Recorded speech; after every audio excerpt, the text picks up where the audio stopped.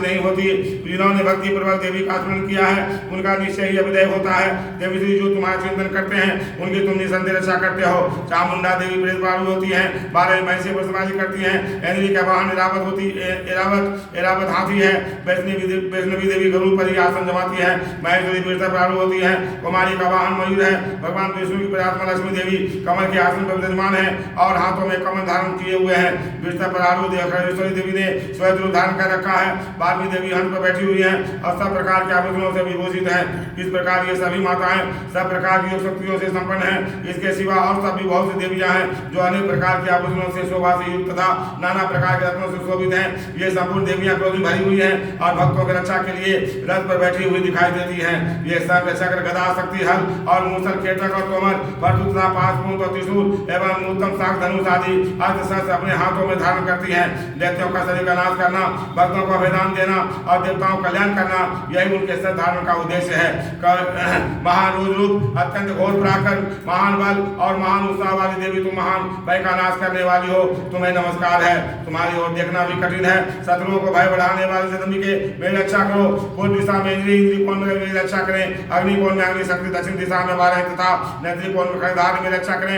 पश्चिम दिशा में बारुणी और भावी कोण में मुझ पर सवारी करने वाली देवी मेरी रक्षा करें। उत्तर दिशा में कुमारी स्थान कोण में सुधारणी देवी मेरी रक्षा करें। ब्राह्मणी तुम ऊपर की ओर से मेरी रक्षा करो और वैष्णवी देवी नीचे की ओर से मेरी रक्षा करें। इसी प्रकार सबका वाहन अपना बनाने वाली चामुंडा देवी 10 दिशाओं में मेरी रक्षा करें तथा आगे से और विद्या पीछे की ओर से मेरी रक्षा करें। वाम भाग में अजिता, दक्षिण भाग में अपराजिता रक्षा करें। उदय शिखा की रक्षा करें। उमा मेरे मस्तक पर विराजमान होकर रक्षा करें। ललाट में मालाधारी रक्षा करें। वैष्णवी देवी मेरे भवों का संरक्षण करें। भवों के मध्य भाग में त्रिनेत्रा और नथुनों के मध्यम घंटा देवी रक्षा करें। दोनों नेत्रों के मध्य भाग में सांकली और कानों में द्वारपासी रक्षा करें। कालिका देवी कपालों के ता भगवती सांकली कानों के मूल भाग रक्षा करें। नासिका में सुगंधा, ऊपर की ओर में चंद्रिका देवी रक्षा करें। नीचे की ओर में अमृत कराता जी यहाँ में सरस्वती देवी रक्षा करें। कुमारी दांतों की ओर चंडिका कंठपति की रक्षा करें। चित्र घंटा गले की घाटी की ओर महामाया तालु मिला रक्षा करें। कमाची थेड़ी की सर्वमंगला मेरी बाणी रक्षा करें। भद्रकाली गिरवा धनुधर शेष बन मयुदंड में रख रक्षा करें। कंठ के बाहरी भाग में गिरनी गिरवा और कंठ की नली में नल को रक्षा करें। दोनों कंधों में खड़गनी और मेरी दोनों भुजाओं के वैधानिक रक्षा करें। दोनों हाथों में दंडनी और अंगुलियों में अंबिका रक्षा करें। तुलसी नखों में रक्षा करें। तुलसी पुष्प पेट रख रक्षा करें। महादेवी दोनों स्तनों की सुगनासिनी देवी मन की रक्षा करें। ललिता देवी हृदय और सुधारनी उदर में रक्षा करें। नाभि में कामिनी और गुरु भाग में कोई रक्षा करें। पुतना और कामिका लिंग की महेश वाहनी बुधा रक्षा करें। भगवती कटी भाग में विंध्यवासिनी घुटनों रक्षा करें। संपूर्ण कामनाओं देने वाले महाबली देवी दोनों पिंडली रक्षा करें। नरसिंह दोनों घुटियों की और श्री देवी दोनों चरणों की कृष्ण भाग में रक्षा करें। श्री देवी पैरों की अंगुलियों में और तलवासिनी पैरों तत्वों में रक्षा करें। अपनी दाढ़ों की करण भयंकर दिखाई देने वाली दृष्टि वाली देवी नखों की और देवी कैसे रक्षा करें। उमा बलियों के शिरों में कावेरी त्वचा की भाग्य देवी रक्षा करें। पार्वती देवी रक्त बजा मजा बस मांस हड्डी और मेघ रक्षा करें। हाथों की कालादियों प्रीति मुकुट श्री रक्षा करें। मूलाधार आदि कमल कोषों में पद्मावती देवी और कप में चूड़ामणि देवी रक्षा होकर अस्थित होकर रक्षा करें। नाक के तेज की ज्वाला मुखी रक्षा करें। जिसका किसी भी औसत से भेदा नहीं हो सकता वह भेदा देवी सही समस्त संधियों में रख रक्षा करें। ब्राह्मण या मेरे गिरी रक्षा करें। चतुर्थी छाया की तथा धारणी देवी मेरे अहंकार मन बुद्धि की रक्षा करें। हाथ में व्रत धारण करने वाले व्यवस्था देवी मेरे प्राण अपान व्यायाम उदान और समान वायु की रक्षा करें। कल्याण से शोभित होने वाले भगवती कल्याण शोभना मेरे प्राण की रक्षा करें। रस रूप और सुगंध स्पर्श शब्द और स्पर्श विषयों अनुभव करते समय योगिनी देवी में रक्षा करें। सत्वगुण रजोगुण तमोगुण और तथा रक्षा तथा नारायणी देवी करें। 12 ही आयु रक्षा करें। वैष्णवी धर्म की रक्षा करें तथा चक्र धारण करने वाली देवी जस कीर्ति लक्ष्मी धन तथा विद्या की रक्षा करें। इंद्राणी आप मेरे गोत्र की रक्षा करें। चंडी के तुम मेरे पशु को रक्षा करो। महालक्ष्मी पुत्रों रक्षा करें। बैरवी पत्नी रक्षा करें। मेरे पति सुपता मार की क्षेम का रक्षा करें। राजा के दरबार में महालक्ष्मी रक्षा करें और तथा सब और व्याप्त रहने वाली विजया देवी संपूर्ण भयों से रक्षा करें। देवी जो स्थान का वश में नहीं कहा गया है अतएव रक्षा से रहित है। यह सब तुम्हारे द्वारा सुरक्षित हो क्योंकि तुम विजयशाली और पापनाशनी हो। यदि अपने शरीर का भला चाहे तो मनुष्य बिना कवच का एक भी पग नहीं जाए। कवच का पाठ करके ही यात्रा करें। कवच के द्वारा सब और से सुरक्षित मनुष्य जहाँ भी जाता है वहाँ धन लाभ होता है तथा संपूर्ण कामनाओं से करने वाले विजय की प्राप्ति होती है। वहाँ जिस जिस सभी वस्तुओं का चिंतन करता है उसको निश्चय प्राप्त कर लेता। वह पुरुष उस पृथ्वी पर तुलना रहित महान ऐश्वर्य का भागी होता है। कवय से मनुष्य निर्भय हो जाता, युद्ध में उसकी प्रार्थना नहीं होती तथा वह तीनों लोकों में पूजनीय होता है। देवी का यह कवय देवताओं के लिए भी दुर्लभ है और जो प्रतिदिन नियम पूर्वक तीनों संध्याओं के समय सदा के साथ उसका पाठ करता है उसे देवी कला प्राप्त होती है तथा वह तीनों लोकों में कहीं भी पराजित नहीं होता। इतने ही नहीं वह मृत्यु से रहित हो 100 से अधिक वर्षों तक जीवित रहता है। मकड़ी, चेचक, कोढ़ आदि उनकी संपूर्ण व्याधियां नष्ट हो जाती है। कनेर, भांग, हाकिम, धतूरे आदि का अस्थावर बीज, सांप तथा बिच्छू आदि के काटने से चढ़ा हुआ जग बीज, तेल के संयोग आदि से बनने वाले पृथ्वी बीज, ये सभी प्रकार के बीज दूर हो जाते हैं, उनका कोई असर नहीं होता।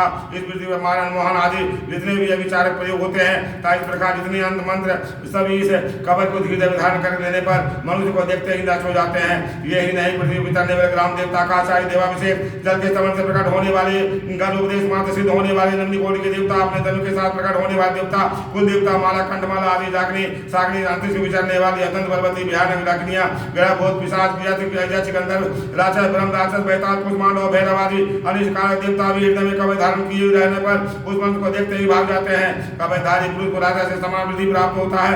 यह कवच मनुष्य के तेज की वृद्धि करने वाला उत्तम है। कवच का पाठ आरंभ करने वाला पुरुष अपने पृथ्वी से विभूषित भूतल पर अपने श्वेत के साथ साथ वृद्धि को प्राप्त होता है। जो पहले कवच का पाठ करके उसके बाद सप्तती चंडी का पाठ करता है तब तक जबकि उसकी जब तक वन पर्वत और कांडों सहित पृथ्वी टिकी रहती है, जब तक वहाँ पुत्र पौत्र आदि संतान परंपरा बनी रहती है, फिर देह का अंत होने पर वह पुरुष भगवती महामाया के प्रसाद से सुनिश्चित परम पद को प्राप्त होता है। जो देवताओं को दुर्लभ है वह सुंदर दिव्य रूप धारण करता और कल्याण में इसके शिव के साथ आनंद का भागी होता है। कवच जय मां जगदम्बे। अगला स्रोत और अगला स्रोत मंत्र के विष्णु ऋषि अनुष्ठव संत श्री महालक्ष्मी देवता है। श्री तंबा के प्रतीक के लिए सप्तती पाठक भोज जप में इसका प्रयोग किया जाता है। ओम चंडिका देवी को मेरा नमस्कार है। मंत्र कहते हैं जयंती, मंगला, काली, भद्रकाली, कपालिनी, दुर्गा, क्षमा, शिवा, धात्री, स्वाहा, स्वधा, इन नामों से प्रसिद्ध तुम्हें मेरा नमस्कार हो। देवी चामुंडे तुम्हारी जय हो। संपूर्ण प्राणियों की पीड़ा हरने वाली देवी तुम्हारी जय हो। सब में व्याप्त रहने वाली देवी तुम्हारी जय हो। कालरात्रि तुम्हें नमस्कार है। मधु और केटक को मारने वाली तथा ब्रह्मा जी को वरदान देने वाली तुम्हें नमस्कार है। तो मुझे रूप दो, जय दो, दस और कांगो आदि शत्रुओं को नाश करो। महिषासुर को नाश करने वाली देवी, भक्तों को सुख देने वाली देवी तुम्हें नमस्कार है। तुम रूप दो, जय दो, दस कांगो आदि शत्रुओं को नाश करो। रक्त बीज के बाद चूर्ण का विनाश करने वाली देवी, रूप दो, जय दो, दस कांगो आदि शत्रुओं को नाश करो। शुंभ और निशुंभ और तुम लोचन मर्दन करने वाली देवी, तुम रूप दो, जय दो, दस कांगो आदि शत्रुओं को नाश करो। सबके द्वारा बंदी जुगल चरणों वाली संपूर्ण शोभा प्रदान करने वाली देवी, तुम रूप दो, जय दो, दस कांगो आदि शत्रुओं को नाश करो। देवी तुम्हारे रूप जो श्रेष्ठ चौसन्य है, तुम समस्त शत्रुओं को नाश करने वाली हो। रूप दो, जय दो, दस कांगो आदि शत्रुओं को नाश करो। नाश करो पापों को दूर करने वचन के जो भक्ति पूर्वक तुम्हारे चरणों में सर्वदा मस्तक झुकाते हैं, उन्हें रूप दो, जय दो, दस काम आदि शत्रुओं को नाश करो। लोगों को नाश करने वाले चंडी के जो भक्ति पूर्वक तुम्हारी स्तुति करते हैं, उन्हें रूप दो, जय दो, दस काम आदि शत्रुओं को नाश करो। चंडी के इस संसार में जो भक्ति पूर्वक तुम्हारी पूजा करते हैं, उन्हें रूप दो, जय दो, दस काम आदि शत्रुओं को नाश करो। मुझे सौभाग्य रूप दो, परम सुख दो, रूप दो, जय दो, दस काम आदि शत्रुओं को नाश करो। जो मुझ से द्वेष रखते हैं उनका नाश और मेरे बल की वृद्धि करो। जय रूप दो, जय दो, दस काम क्रोध आदि शत्रुओं को नाश करो। देवी मेरा कल्याण करो, मुझे उत्तम संपत्ति प्रदान करो। रूप दो, जय दो, दस काम क्रोध आदि शत्रुओं को नाश करो। अंबिका देवता असुर दोनों ही अपने माता के मुकुट की मणियों को तुम्हारे चरणों में गिरते रहते हैं। तुम रूप दो, जय दो, दस काम क्रोध आदि शत्रुओं को नाश करो। तुम अपने भक्त जनों को विद्वान यशस्वी रश्मिमान बनाओ तथा अपने रूप दो, जय दो, दस काम क्रोध आदि शत्रुओं को नाश करो। प्रचंड दैत्यों को दर्पण करने वाले चंड के तुम शरणागत को रूप दो, जय दो, दस काम क्रोध आदि शत्रुओं को नाश करो। धर्म ब्रह्मा जी के द्वारा प्रसिद्ध चार भुजाधारी परमेश्वरी तुम रूप दो, जय दो, दस काम आदि शत्रुओं को नाश करो। देवी अम्बिके भगवान विष्णु निरंतर भक्ति पूर्वक तुम्हारी स्तुति करते रहते हैं। तुम रूप दो, जय दो, दस काम आदि शत्रुओं को नाश करो। हिमालय कन्या पार्वती के प्रति महादेव जी के द्वारा प्रसिद्ध होने वाले परमेश्वरी तुम रूप दो, जय दो, दस काम आदि शत्रुओं को नाश करो। सचिपति इंद्र के द्वारा सद्भाव से पूजित होने वाले परमेश्वरी तुम रूप दो, जय दो, दस काम आदि शत्रुओं को नाश करो। प्रचंड भुजंड वाले दैत्यों को घमंड चूर करने वाली देवी तुम रूप दो, जय दो, दस काम आदि शत्रुओं को नाश करो। देवी अम्बिके तुम अपने भक्तजनों का सदा असीम आनंद प्रदान करती रहती हो। तुम मुझे रूप दो, जय दो, दस काम आदि शत्रुओं को नाश करो। मन की इच्छा के अनुसार चलने वाली मनोहर पत्नी प्रदान करो। जो दुर्गम संसार सागर में तारने वाली उत्तम कुल में उत्पन्न हुई हो। जो मनुष्य स्रोत का पार करके सप्तती रूपी महास्रोत का पार करता है, वह सप्तती की जब संख्या मिलने वाले शेष फल को प्राप्त होता है, साथ ही वह प्रचुर संपत्ति प्राप्त कर लेता है। अगला स्रोत संपूर्ण। जय मां जगदम्बे। ओम इस कीलक मंत्र का शिव ऋषि अनुष्ठव चंद्र श्री महासरस्वती देवता है जगदम्बा की वृद्धि के लिए सप्तती के पाठक भूत में जब में इसका प्रयोग किया जाता है। ओम चंडिका देवी को मेरा नमस्कार है। मार्कंड जी कहते हैं विशुद्ध ज्ञान ही जिनका शरीर है, तीनों वेद ही जिनके दिव्य नेत्र हैं, जो कल्याण प्राप्ति के लिए सदा अपने मस्तक पर अभिषेक मुकुट धारण करते हैं, उन भगवान शिव को मेरा नमस्कार है। मंत्र को जो अभी कीलक अर्थात मंत्र की सिद्धि में भी उपस्थित करने वाले साहब रूपी कीलक का जो निवारण करने वाला है उस सप्तती स्रोत का संपूर्ण रूप से जानना चाहिए। और यद्यपि सप्तशती के अतिरिक्त अन्य मंत्रों के जप में भी जो निरंतर लगा रहता है वह भी कल्याण का भागी होता है। उसके भी उच्चाटन आदि कर्म सिद्ध होते हैं तथा उसे भी समस्त दुर्लभ वस्तुओं की प्राप्ति होती है हो जाती है। तथा भी जो मनुष्य मंत्रों में जप न करके केवल सप्तती नामक स्रोत से ही देवी की स्तुति करते हैं स्तुति मात्र से स्वरूप देवी सिद्ध हो जाती है। उन्हें अपने कार्य की सिद्धि के लिए मंत्र अवधि तथा अन्य किसी साधन के उपयोग की आवश्यकता नहीं रहती। बिना जप के ही उनका उच्चाटन आदि समस्त अभिचारी कर्म सिद्ध हो जाते हैं। इतना ही नहीं उनकी संपूर्ण अभी वस्तु में भी सिद्धि होती है। लोगों के मन में यह शंका थी कि जब केवल सप्तती की उपासना से अथवा सप्तती को छोड़कर अन्य मंत्रों की उपासना से समान रूप से सब कार्य सिद्ध होते हैं तब इनमें श्रेष्ठ कौन सा साधन है। लोगों की शंका को सामने रखकर भगवान शंकर ने अपने पास आए हुए जिज्ञासु को समझाया वह सप्तती नामक संपूर्ण स्रोत के सबश्रेष्ठ कल्याणमय है। तदंतर भगवती चंडिका के सप्तती नामक स्रोत के महादेव जी ने बुद्ध कर दिया और सप्तती के पाठ से जो पुण्य प्राप्त होता है उसकी कभी समाप्ति नहीं होती, किंतु अन्य मंत्रों के जब जन्म पुण्य की समाप्ति हो जाती है। अतः भगवान शिव ने अपने मंत्रों का उपेक्षा से सप्तती की श्रेष्ठता को निर्णय किया। उसे यथार्थ ही जानना चाहिए। अब अन्य मंत्रों का जप करने वाला पुरुष भी यदि सप्तती के स्रोत से उनका अनुष्ठान कर ले तो वह भी पूर्ण रूप से कल्याण का भागी होता है। इनमें तनिक भी संदेह नहीं है। जो साधक इस प्रकृति अथवा समीप एकाग्र होकर भगवती की सेवा में अपना सर्वस्व समर्पित कर देता है और फिर उसे प्रसाद रूप से ग्रहण करता है उसी पर भगवती प्रसन्न होती है, अन्यथा उनकी प्रसन्नता प्राप्त नहीं होती। जो इस प्रकार सिद्धि के प्रतिबंधक के रूप में कीलक के जो द्वारा महादेव जी देवी स्रोत का क्लित कर रखा है, जो पूर्वक रीति से निष्क्रिय करके इस सप्तती स्रोत का प्रतिदिन वह स्पष्ट उच्चारण पूर्वक पाठ करता है वह मनुष्य सिद्ध हो जाता है। वही देवी का पार्षद होता है, वही गंधर्व भी होता है। शब्द बिछड़ते रहने पर भी इस संसार में उसे भी भय नहीं होता, वह मृत्यु के बाद में नहीं पड़ता तथा देह त्यागने का अनंतर मोक्ष प्राप्त कर लेता है। अतः कीलक को जानकर उसका परिहार करके ही सप्तती का पाठ आरंभ करें। जो ऐसा नहीं करता है उसका नाश हो जाता है। इसलिए कीलक और स्त्री का ज्ञान प्राप्त करने पर भी वह स्रोत निर्दोष होता है और विद्वान पुरुष या निर्दोष स्रोत का पाठ आरंभ करते हैं। अब स्त्रियों में जो भी कुछ सौभाग्य आदि दृष्टिगोचर होता है वह सब देवी का प्रसाद का ही फल है। अतः इस कल्याण में स्रोत का सदा ही जप करना चाहिए। इस स्वर से पाठ करने पर सर्व फल की प्राप्ति होती है, उस स्वर से पाठ करने पर पूर्ण फल की सिद्धि होती है। अतः उस स्वर से आरंभ करना चाहिए जिनके प्रसाद से ऐसा सौभाग्य आरोग्य संपत्ति शत्रुनाश तथा परम मोक्ष की सिद्धि होती है। उस कल्याण में जगदम्बा को अस्तुति मनुष्य क्यों नहीं करते। कीलक श्लोक संपूर्ण। जय मां जगदम्बे सच्चे दरबार की जय।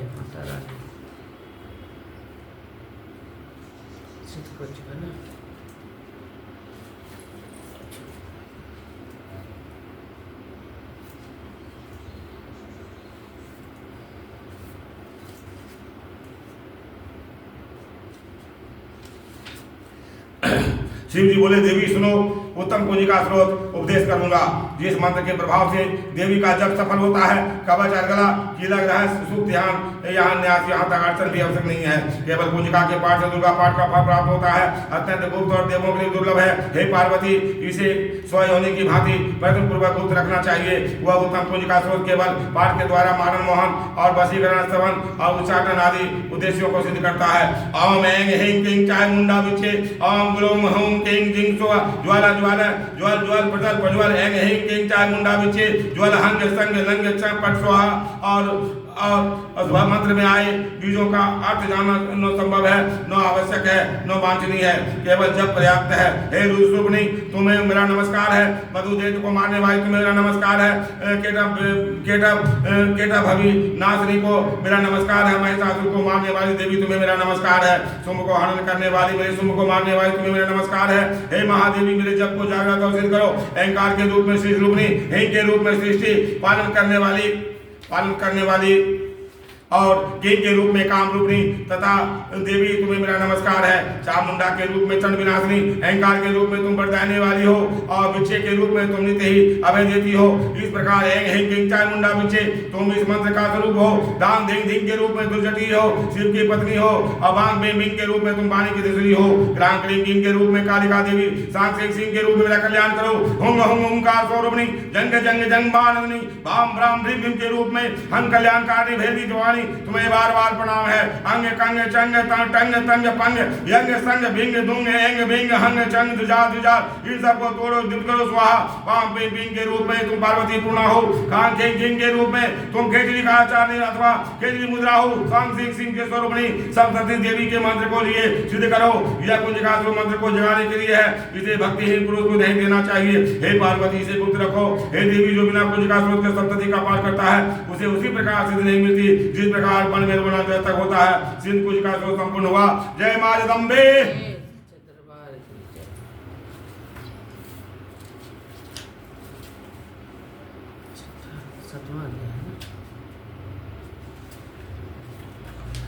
सतवां अध्याय चंड मुंड का वध। मैं मातंगी देवी का ध्यान करता हूँ। वे रत्नमय सिंहासन पर बैठकर पढ़ते हुए तोते के मधुर शब्द सुन रही है और उनका शरीर का वर्ण श्याम है।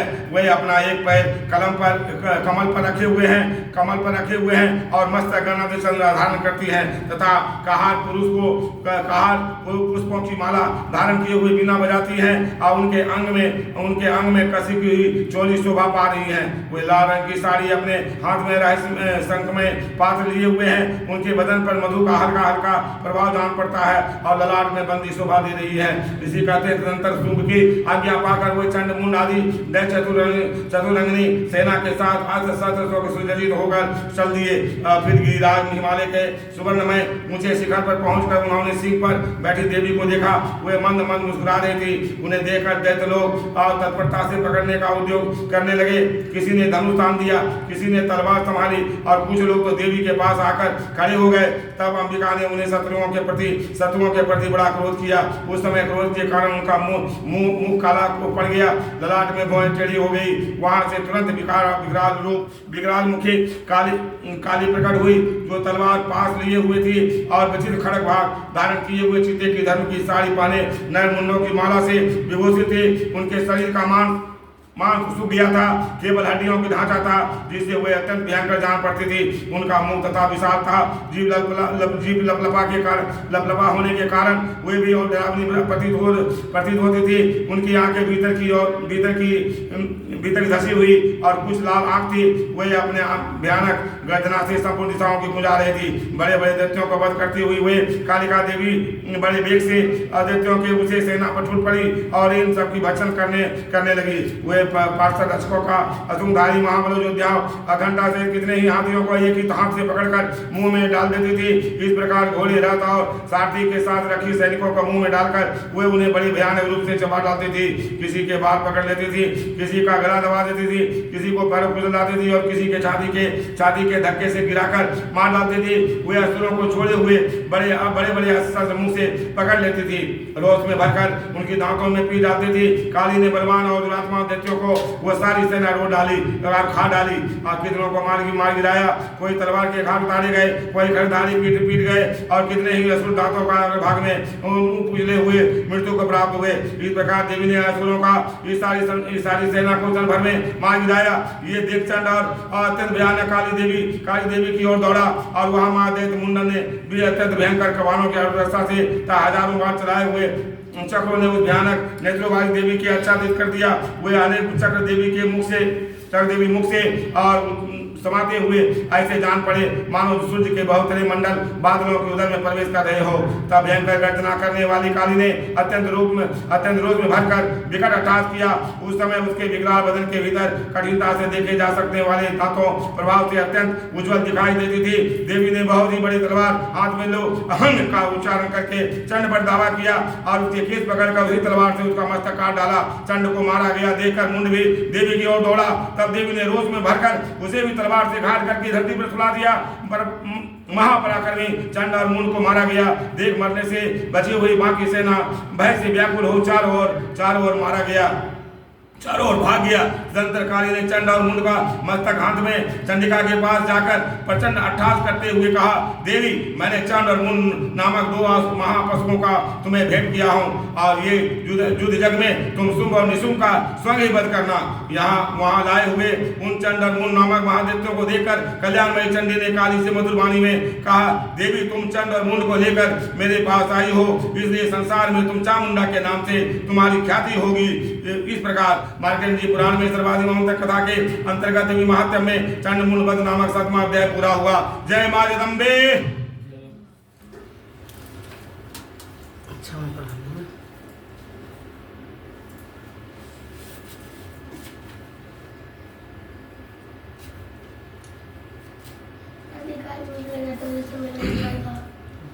परमेश्वरी, मेरे द्वारा रात दिन सहस्त्रों अपराध होते रहते हैं, यह मेरा दास है, यो समझकर मेरे उन अपराधों का तुम कृपा पूर्वक क्षमा करो। परमेश्वरी, मैं आवाहन नहीं जानता, विसर्जन करना नहीं जानता तथा पूजा करने का ढंग भी नहीं जानता, क्षमा करो देवी। सुरेश्वरी, मैंने जो मंत्रहीन, क्रियाहीन और भक्तिहीन पूजा किया है, यह सब आपकी कृपा से पूर्ण हो। मैं सैकड़ों अपराध करके भी जो तुम्हारी शरण में आके जगदम्बा कहकर पुकारता है, उसे वह गति प्राप्त होती है जो ब्रह्मादि देवताओं के लिए भी सुलभ नहीं है। जगदम्बिके, मैं अपराधी हूँ, किंतु तुम्हारी शरण में आया हूँ, इस समय दया का पात्र हूँ, तुम जैसा चाहो करो देवी। परमेश्वरी, अज्ञान से, भूल से अथवा भूसी भ्रांत से होने के कारण मैंने जो न्यूनता या अधिकता करती हो, अतः वह सब क्षमा करो और प्रसन्न हो। सैदानंद स्वरूपा परमेश्वरी, जगन माता कामेश्वरी, तुम प्रेम पूर्वक यह पूजा स्वीकार करो और मुझ पर प्रसन्न हो।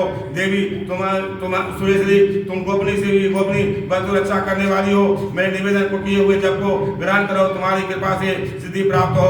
जय मां जगदम्बे, सच्चे दरबार की जय, दुर्गा माता की जय।